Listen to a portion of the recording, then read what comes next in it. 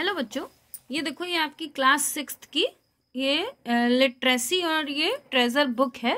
इसकी इसका मैं ट्रांसलेशन आपको कराने जा रही हूँ। चैप्टर देखो, ये चैप्टर है 22, है ना। इसका मैं लाइन बाय लाइन आपको हिंदी एक्सप्लेनेशन पूरे चैप्टर का कराऊंगी। पहले इंग्लिश पढ़ूंगी, फिर हिंदी बताऊंगी। इस चैप्टर की मेन स्टोरी है कि हमें देखो, जैसे जैसे इसका चैप्टर का नाम है ना कि do not boast your self, मतलब हमें कभी शेख ही नहीं बघारनी चाहिए, मतलब अपने बारे में कुछ बहुत ज्यादा डिटेल में नहीं बताना चाहिए। तो ये इसी पे बेस्ड है। सबसे पहले देखो, स्टोरी में दिया हुआ है, there was a village near the river. नदी के पास एक गांव था, है ना, कि देयर वॉज अ विलेज मतलब एक गांव। कहाँ था वो? नियर द रिवर, नदी के पास। There lived a couple who had no child. वहां एक कपल रहते थे, कपल मतलब एक हस्बैंड वाइफ रहते थे, जिनके कोई संतान नहीं थी, कोई बच्चे नहीं थे। दे वर वेरी सैड, वे बहुत ज्यादा दुखी थे। क्यों दुखी थे? क्योंकि उनके बच्चे नहीं थे, इसलिए वे दुखी थे। दे वॉन्टेड अ चाइल्ड, वो क्या चाहते थे? वो चाहते थे, दे वॉन्टेड अ चाइल्ड, वो एक बच्चा चाहते थे। सो दे प्रेड द गॉड, इसलिए वो हमेशा भगवान की प्रार्थना करते रहते थे कि भगवान हमें भी एक संतान दे दो। God accepted their prayer, God ने उनकी प्रेयर को एक्सेप्ट कर लिया। मतलब भगवान ने कहा ठीक है, तुम इतना प्रेयर कर रहे हो तो मैं तुम्हें एक चाइल्ड दे देता हूँ। अब soon the women become pregnant, जल्दी ही जो वाइफ थी वो प्रेग्नेंट हो गई। अब hearing this her husband was full of happiness, जब उसका जो आदमी पति था, जब उसने ये बात सुनी तो वो बहुत ही हैप्पीनेस हो गया, बहुत ज्यादा खुश हो गया। He came to his wife and said, वह अपनी पत्नी के पास आया और बोला, my dear I am very happy, मेरी प्यारी वाइफ मैं बहुत खुश हूँ। You will give birth to a son who will be our heir, तो मुझे जो एक बेटा दोगी वह मेरा उत्तराधिकारी होगा, मतलब मेरा वारिस होगा। And give comfort to our heart, और मेरे दिल को उससे एक सुकून मिलेगा। I will give him the best education, मैं उसे एक बहुत ही अच्छी एजुकेशन मतलब बहुत अच्छा पढ़ाऊँ लिखाऊंगा, बहुत ज्यादा उसको शिक्षा दूंगा। And he will increase my rayon, वह मेरी प्रसिद्धि को मतलब मेरे और जो मैं जितना फेमस हूँ उसको और ज्यादा बढ़ाएगा, मतलब मेरे नाम को और ज्यादा रोशन करेगा। हिज वाइफ रिप्लाइड, अब उसकी बात सुनकर उसकी वाइफ ने जवाब दिया कि हाउ कैन यू से, तुम कैसे कह सकते हो कि आई विल गिव बर्थ अ सन, जो हमारा बच्चा होगा वो लड़का ही होगा, ये तुम कैसे कह सकते हो? You do not know the future, तुम भविष्य तो नहीं जानते हो। सो डोंट बी फुलिश, इसलिए कोई मूर्खता वाली बात मत करो। My child birth is going to go well, जो मतलब मेरा जो बच्चा होगा वो बहुत अच्छे से होगा।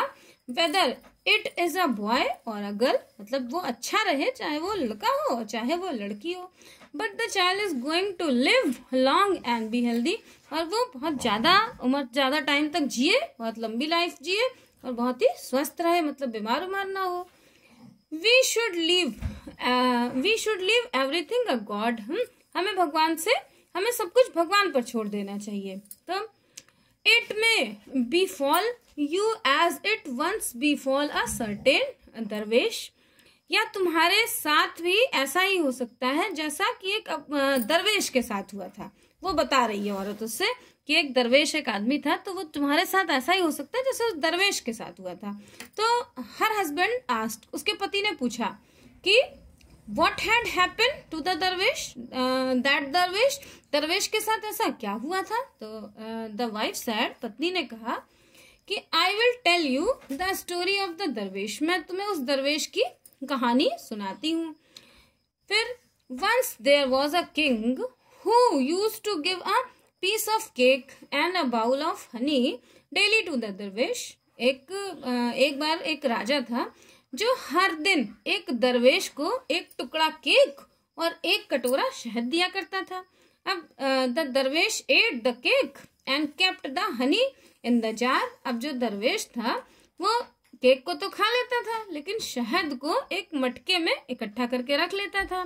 Which was always on his head, और वो हमेशा उसके सर पर रखे रहता था, उसको अपने सर पर रखा रहता था।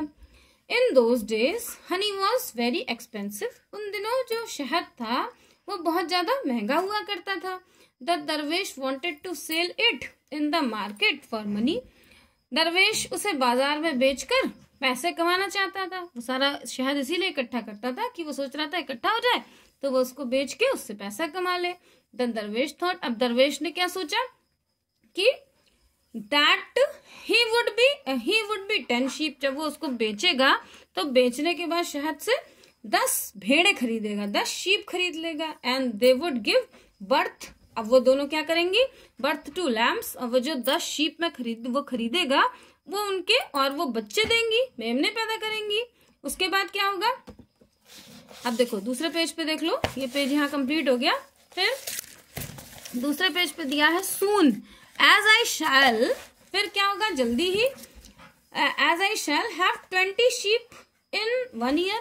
अब जैसे ही 1 साल के अंदर वो जो 10 थी वो जाके 20 हो जाएंगी, मतलब बढ़ती चली जाएंगी। 1 साल में 20 भेड़े हो जाएंगी। And their number of daily increase, और उनका जो नंबर होगा वो सीटेडली इंक्रीज होता चला जाएगा, बढ़ता हुआ चला जाएगा। संख्या उनकी मतलब लगातार बढ़ती चली जाएगी। फिर I shall be the owner of 500 sheep in 5 years. फिर वो क्या कह रहा है कि मैं 5 साल में 500 भेड़ों का मालिक बन जाऊंगा।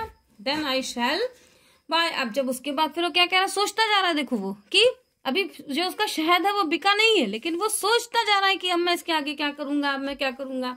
5 साल तक के बारे में वो सोच डाला। अब देखो अब क्या बता रहा है कि then I shall buy a cow, उसके बाद मैं भेड़ के काम करने के बाद मेरे पास बहुत पैसा हो जाएगा ना, तो मैं एक गाय खरीद लूंगा। And a piece of land, और एक जमीन का टुकड़ा भी खरीद लूंगा। माई ऑक्स विल, ऑक्स कौन, जो भाई बैल होगा, गाय का जो बच्चा होगा बैल होगा ना, तो my ox will be helpful to plough my land. और जब उसका बैल होगा, मेरा ऑक्स होगा, वो मेरे जमीन को मेरी प्लग करेगा, मतलब जोतने में मदद करेगा।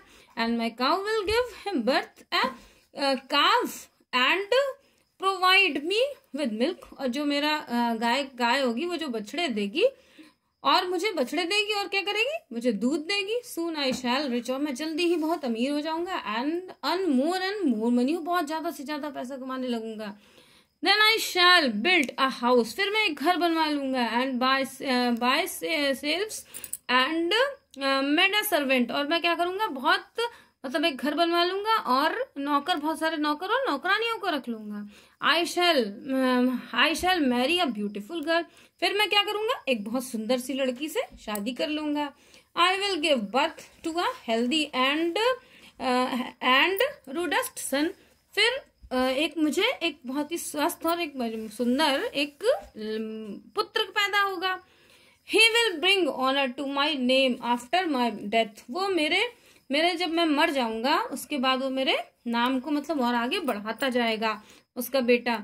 तो if he refuse to obey मी, अगर वो मेरी आज्ञा मानने से इनकार करेगा। अब देखो अभी ख्यालों में ही चल रहा है वो कि मेरा बेटा होगा, वो मुझे मेरी बात मानेगा, बात मानने के बाद वो मतलब अगर वो मेरा नाम रोशन करेगा।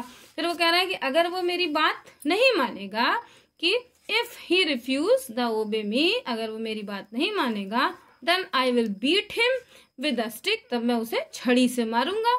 The dervish was in his day dream, वो जो दरवेश था वो अपने ख्यालों में, दिन के ख्यालों में खोया हुआ था। एंड ही राइज्ड हिज स्टिक, और उसने अपनी छड़ी उठाई। विच हिट द जार, वो जो जार उसके सर पर, उसने शहद में सर पे रखे रहता था, उसने क्या करा, hit the jar and broke it into pieces, उसने मटके से, वो जो छड़ी थी वो उसी मटके से टकराई और जो मटका था वो टुकड़े टुकड़े हो गया। All the honey spread on the floor, सारा शहद जमीन पर बिखर गया। अब उसकी वाइफ क्या कह रही है, द वाइफ सैड, उसकी पत्नी ने कहा, so it is not wise to speak of things that are uncertain, इसलिए कोई भी अनिश्चित चीजों के बारे में, जो भविष्य के बारे में इतनी बात नहीं करनी चाहिए, हमें बुद्धिमानी से काम लेना चाहिए।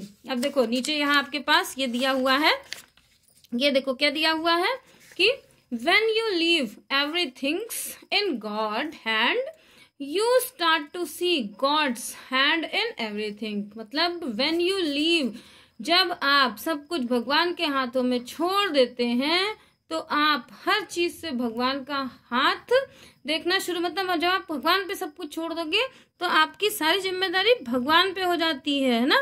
इसीलिए इस हमें स्टोरी से ये पता चलता है कि हमें कभी भी बहुत ज्यादा ख्याली पुलाव नहीं पकाना चाहिए, हमें अपने भविष्य के बारे में इतना नहीं सोचना चाहिए, प्रेजेंट को अच्छा करना चाहिए। बच्चों ये अब मैं इसका सारा जितना एक बाय लाइन एक्सप्लेनेशन आपका हर चैप्टर का कर दूंगी। जैसे आप मेरे चैनल को सब्सक्राइब कर देना, जैसे जो भी मैं वीडियो डालूँ वो आपके पास उसका नोटिफिकेशन आ जाए। और अगर अच्छा लगे समझाना तो कमेंट बॉक्स में कमेंट करके जरूर बताना। बाय बच्चों।